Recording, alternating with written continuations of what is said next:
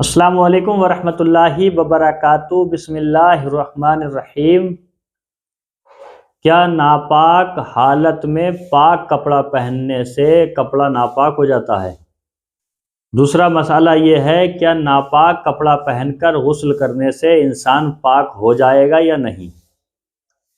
ان دو مسئلوں پہ تحقیقی ویڈیو لے کر کے آیا ہوں، تو اس کو آپ توجہ سے سنیں۔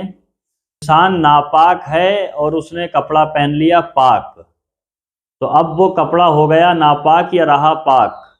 اور دوسرا اس میں مسئلہ یہ ہے کہ انسان کو نہانے کی حاجت ہے، اب وہ ناپاک کپڑا پہن کے ناپاک کپڑا باندھ کر کے اگر وہ نہائے تو پاک ہوگا یا نہیں ہوگا؟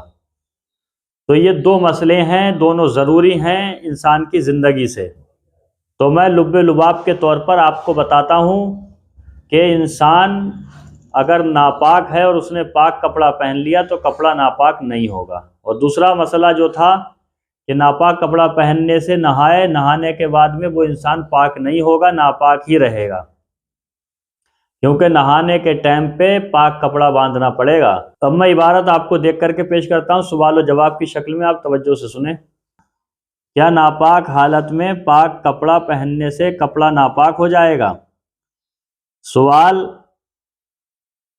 ایک شخص جس پر غسل جنابت فرض ہے، وہ کسی ضروری کام کی بنا پر غسل کیے بغیر پاک کپڑا پہن لیتا ہے، تو کیا محض حالت جنابت میں پاک کپڑا پہننے سے کپڑا ناپاک ہو جائے گا؟ اس کی حقیقت بیان فرمائیں۔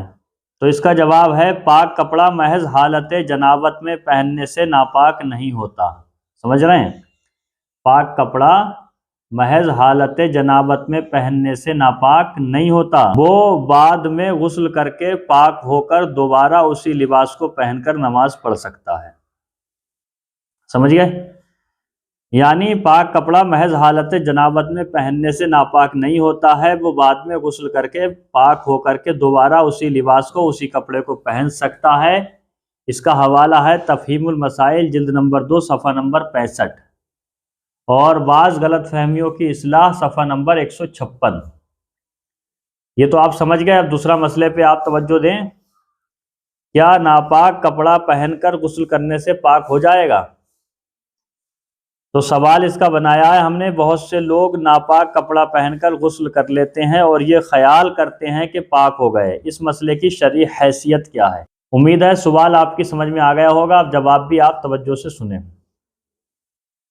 ناپاک کپڑا پہن کر غسل کرنے سے پاک نہیں ہوگا، جیسا کہ فتاوی فقیہ ملت، جلد نمبر 1، صفحہ نمبر 65 پر ہے۔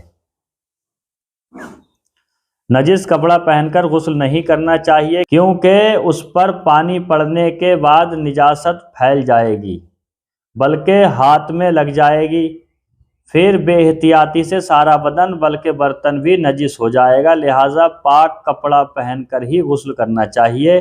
اگر کوئی دوسرا پاک کپڑا موجود نہ ہو تو پہلے اس کپڑے کی نجاست کو دور کر لے، پھر اسے پہن کر کے غسل کرے۔ تو مطلب یہ نکل کر کے آیا کہ انسان اگر ناپاک ہے اور اس نے پاک کپڑا پہن لیا تو وہ کپڑا ناپاک نہیں ہوگا، بعد میں اس نہانے کے بعد اسی کپڑے کو پہن سکتا ہے۔ اور دوسرا سوال یہ تھا کہ انسان اگر نہانے کی حالت میں ہے اور وہ ناپاک کپڑا پہن کر کے نہائے گا تو وہ پاک نہیں ہوگا، بلکہ سارا بدن اس کا ناپاک ہو جائے گا۔ ویڈیو کیسا لگا کمنٹ میں ضرور بتائیے۔